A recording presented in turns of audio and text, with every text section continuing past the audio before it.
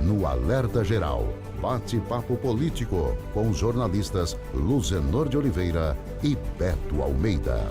O veto do presidente Jair Bolsonaro a trechos da lei orçamentária aprovada pelo Congresso Nacional preserva dinheiro das emendas do chamado orçamento secreto e do fundo eleitoral e atinge áreas que passam a ter menos recursos em 2022. As informações agora com Carlos Alberto. O orçamento da União de 2022, que já está em vigência após publicação nesta segunda-feira no Diário Oficial, destina 16 bilhões e 480 milhões para o orçamento secreto. Dinheiro que será fatiado entre os deputados federais e senadores que apresentarem emendas com pedido de obras para os municípios. Além das emendas ao orçamento secreto, ficaram intocáveis as chamadas emendas parlamentares individuais impositivas, com liberação obrigatória dos recursos. Para o Ceará, essas emendas representam pelo menos 425 milhões. O presidente Jair Bolsonaro decidiu manter também outro presente para os partidos políticos. O fundo eleitoral de 2022 será de 4,9 bilhões, valor aprovado pelo Congresso Nacional, mas com uma brecha que pode elevá-lo para 5,7 bilhões. O volume de despesas dá outra sinalização no caminho da prioridade para a reeleição do presidente Bolsonaro. O orçamento destina 90 bilhões para o Auxílio Brasil, programa que substituiu o Bolsa Família com o pagamento mínimo de R$ 400 a cada uma das 17 milhões de famílias contempladas com o benefício.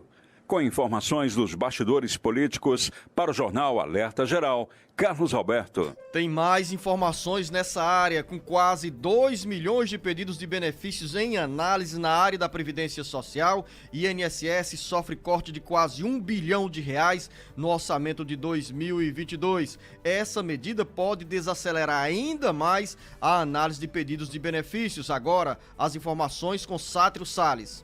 O corte de quase R$ 1 bilhão no orçamento da União com o veto do presidente Jair Bolsonaro pode dificultar ainda mais o atendimento dos beneficiários da Previdência Social em 2022.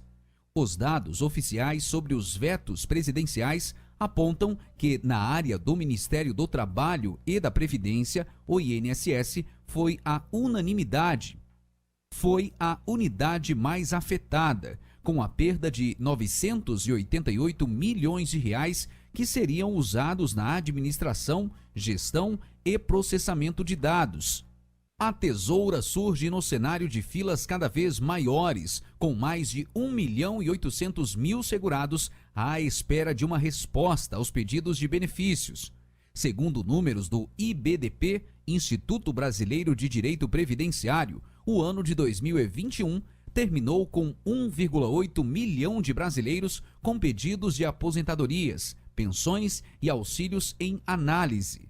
E mesmo assim, o governo cortou quase R$ 1 bilhão do orçamento de 2022.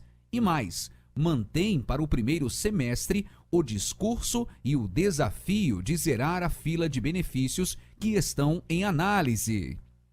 Com informações do site Ceará Agora para o Jornal Alerta Geral, Sátiro Salles. São muitas informações que chegam na área do Orçamento da União de 2022, jornalista Beto Almeida, e também um prato cheio para a sua análise. Afinal, nós estamos em um ano eleitoral e o presidente Jair Bolsonaro, nessa decisão sobre o veto à lei orçamentária deste ano, deu uma priorizada, não abriu guerra nem brigas com o Congresso Nacional ao preservar o fundo eleitoral de 4,9 bilhões de reais e também manter intactos os recursos destinados às chamadas emendas ao orçamento secreto, que são aquelas emendas com pedidos de obras feitas pelos deputados federais e senadores sem a necessidade de identificar quem as pediu e qual o destino desse dinheiro.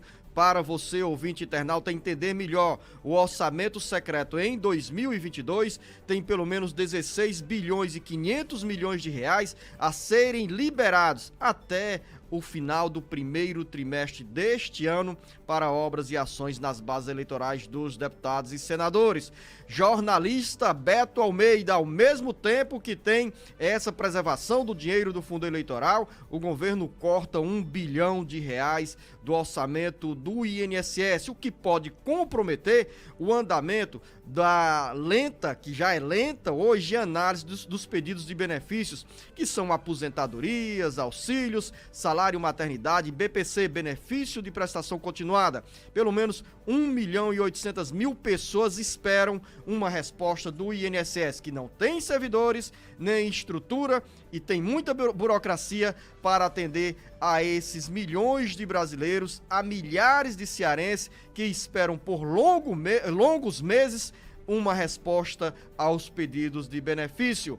Jornalista Beto Almeida, bom dia! Beto Almeida, a análise política com credibilidade e isenção.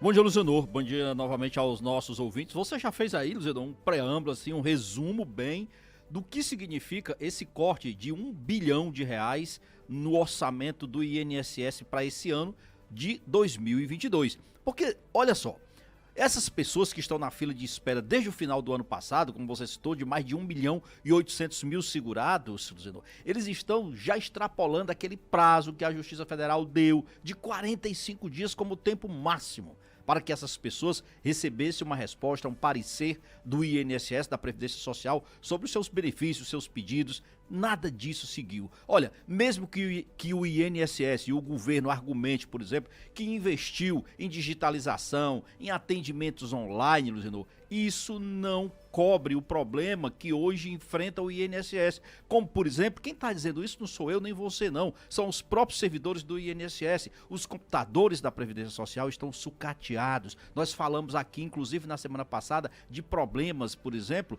que há programas que hoje não conversam entre si e que são importantes na hora de fazer o cálculo, inclusive, dos valores dos benefícios. Então, sem computadores atualizados, sem sistemas de computação que estejam bem funcionando, então, e tudo isso se junta a um problema que eu chamo de defasagem no número de servidores, porque também não tem concurso previsto para o INSS nesse ano de 2022. Nós temos aí, Luzenor, um caldo de problemas que vão continuar no INSS. Atraso, fila, incertezas, tudo isso por conta de um orçamento que o governo, na realidade, decidiu priorizar outros aspectos. Ele priorizou, como você já citou, o fundão, não cortou absolutamente nada, Luzenor. Também decidiu não cortar os 16 bilhões e meio do orçamento secreto, aquelas emendas que ninguém sabe exatamente quem está solicitando, para onde vão, como serão gastos. Isso também está mantido, porque afinal de contas isso representa apoio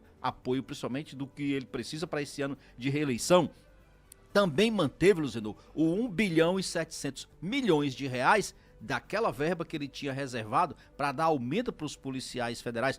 Nada contra. O grande problema é que aí ele já vai estar criando criando não, ainda sem solução, ampliando uma crise que mais adiante vai estourar, que é a relação de que tem que dar aumento para os policiais, mas tem que dar aumento também para os demais servidores. Você fala tudo isso, Beto Almeida, de quem está em Russas, Aracati, Campos Sales, Tauá, em qualquer uma das 184 cidades do Ceará, acompanhando nesse momento o Jornal Alerta Geral, fica de braços cruzados ou então sentado à mesa tomando um café e comendo tapioca e ao mesmo tempo perguntando: e aí, Beto Almeida, o que será de nós no caso de quem está esperando por tanto tempo uma resposta do INSS?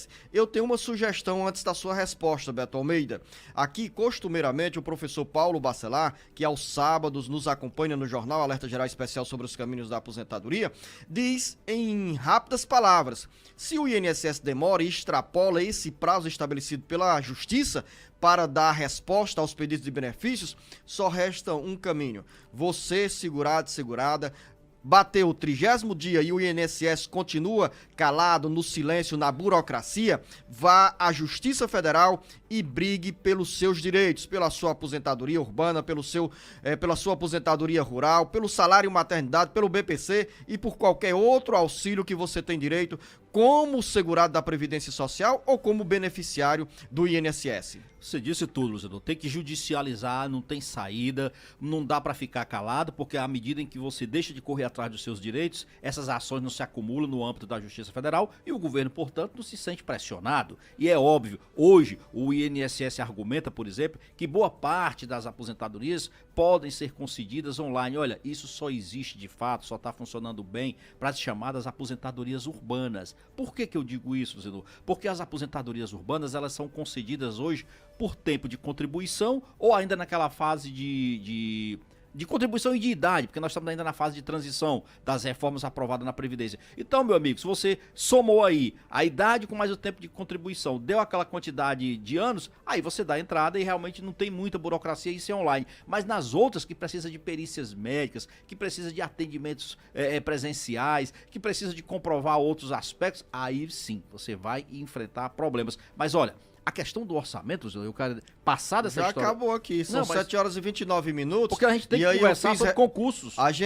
Eu esperei que você falasse sobre concurso, porque quando eu puxei o tema INSS, eu digo, o Beto Almeida acordou cedo para falar hoje já pela falei manhã do com o INSS, Marcos eu Furlan, falei, mas tem um geral. em relação aos concursos públicos, então, certamente no Jornal Alerta Geral ele vai abordar essa questão, que o INSS anunciou lá em 2022 a realização de concurso público, passou 2021, entrou 2022 e nós estamos aqui nessa pendenga grande de espera de 1.800.000 pessoas. Repito, não tem milhares concurso, de cearenses. E aqui eu fiz referência ao município de Aracati, Beto, de lá chega a mensagem do Júnior Alegria, que nesse momento está no controle técnico da FM 96, a nossa FM Canoa, mandando a mensagem aqui, Beto Almeida, mostrando aí para você. Ótimo, Júnior, bom dia. O registro do Júnior, por onde chegam muitas perguntas e dúvidas pela FM Canoa dos segurados da Previdência Social. E nós estamos aqui para responder e também aos sábados para esclarecer você ao lado do professor Paulo Bacelar,